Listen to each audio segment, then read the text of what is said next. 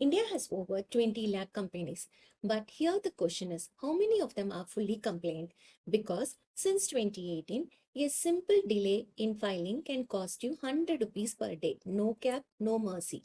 And for thousands of companies, especially MSME and startup, this has snowballed into massive penalties.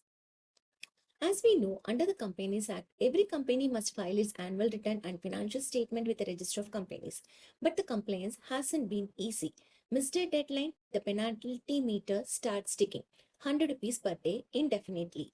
For companies with years of backlog, this isn't just a fine, it is a financial burden. Now, a solution. So, what's the government doing about it? The Ministry of Corporate Affairs has stepped in with one-time relief, introducing Companies Compliance Facilitation Scheme 2026. That is, in short, CCFS 2026. What is CCFS 2026? This scheme is designed to do two things. First, reduce the burden of accumulated delayed fees. And second, bring companies back to compliance ecosystem, just as reset button. Three options explained here. But here is where it's getting interesting. CCFS does not offer one size fits all solution. It gives companies three distinct choices. First, option A, stay active. If your business is running and if you want to continue, this is your route. Complete all pending filings, clear your backlog. Companies are required to pay only 10% of the additional fees. That's a massive 90% reduction in penalties. Option B, go dormant, not actively operating, but not ready to shut down. In that case, you can officially declare your company as dormant under Section 455. They can pay just 50% of the filing fees and enjoy minimal compliance requirements. Next option is strike off.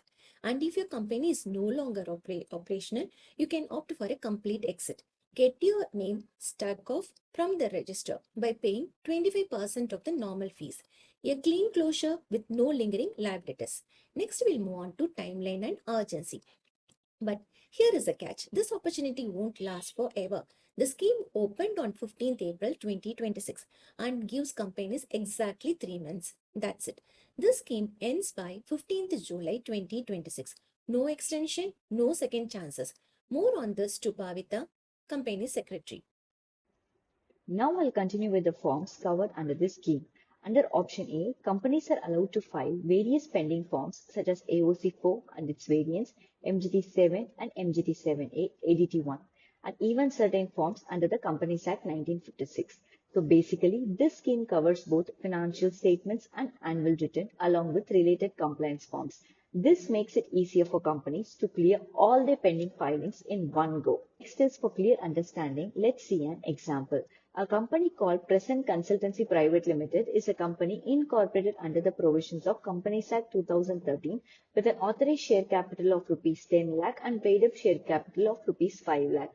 So the company failed to comply with its statutory filing requirements by not filing financial statements in Form AOC-4, annual return in e-Form MGT-7 from 22-23 to 24-25. Here the company under the normal scheme has to pay rupees 3,12,800, but when it avails the CCFS, it has to pay only 33,440 rupees, which is 90% reduction in fees. So moving to the next slide, to obtain the status of the dormant company under Section 455, the company has to file e-Form MSC-1. So a company called Edufin Private Limited is a company incorporated under the provisions of Companies Act 2013 with an authorized share capital of rupees 10 lakh and paid up share capital of rupees 1 lakh. The company wants to file an application in MSC-1 for obtaining the dormant status. So here the company under the normal scheme has to pay rupees 15,000, but when it avails the CCFS, it has to pay only 7,500, which is 50% reduction in normal fees. Moving to the next option, the fee under Section 248, Rule 4, related to strike-off of companies is rupees 10,000. Here the company under the normal scheme has to pay rupees 10,000, but when it avails the CCFS, it has to pay only rupees 2,500, which is 25% of the normal fees.